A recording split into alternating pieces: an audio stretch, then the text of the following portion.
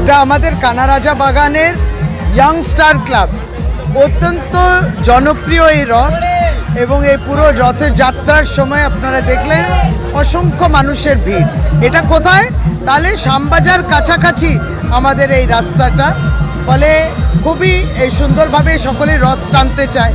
আর আপনি রথের দড়ি স্পর্শ করুন, আপনার মনের তৃপ্তি আসবে, জীবনে শান্তি আসবে। মহাপ্রভুর এমন দয়া, মহাপ্রভুর এমন আশীর্বাদ, আমরা সকলেই খুব খুশি, আনন্দে। ভালো থাকুক সকলে, স্বস্তিতে থাকুক।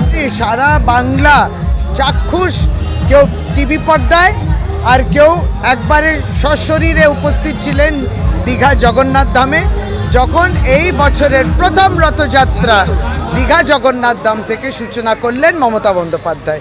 পুরোটাই তিনি হাঁটলেন, সকলের মঙ্গল কামনা করলেন, সকলের কল্যাণে। আর ঠিক ওনাকে দেখে আবার দেখছি অনেক কচিকাঁচা রথ নিয়ে বেরিয়ে গেছে, আর মায়েরাও রথ নিয়ে বেরিয়ে গেছে।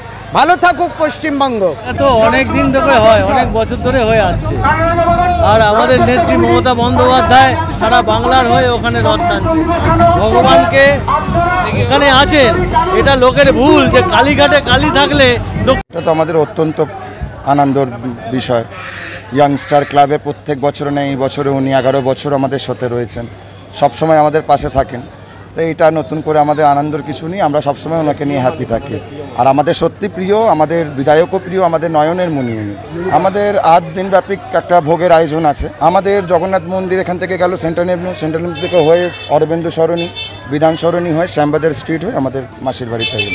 সবসময় জগন্নাথ মহাপ্রভু দীনবন্ধু আমাদের সাথে সকলকে ভালো রাখুক, সুস্থ রাখুক, এই কামনাই আমাদের সবসময় সর্বদাই আমরা করে 12 মাস আমরা মন্দিরে নিত্য পুজো করি, যাতে সকলকে ভালো রাখুক প্রভু, সকলকে আমাদের সুবুদ্ধি দিক, সুকামনা দিক, আর আমাদের পুরো পল্লীবাসী যাতে সুস্থ থাকে। ইয়াংস্টার ক্লাব সবসময় মানুষের সাথে আছে, মানুষের পাশে আছে। And we are very much grateful to our beloved minister doctor Shashi Panja madam, উনি আমাদের সবসময় থাকে।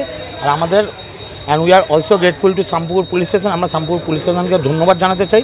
উনি আমাদের পুরো প্রশাসনটা পুরোটা আমাদের সহযোগিতা করেছে। এই অনুষ্ঠানে আমাদের মাননীয় আমাদের ডাক্তার শশী পাজা ছিলেন, কুণাল ঘোষ ছিলেন, আমাদের পূজা পাজা ম্যাম ছিলেন, আমাদের 8 নম্বর ওয়ার্ডের কাউন্সিলর, অ্যান্ড আমাদের 10 নম্বর ওয়ার্ডের কাউন্সিলর মিস্টার সুব্রত ব্যানার্জি ছিলেন। একটা কথাই বলবো, ওই টাইমে যখন ছোটোবেলা ছিলাম 2011-র আগে বলছি, যখন সিপিএম আমল ছিল, তখন এত উৎসব ছিল না।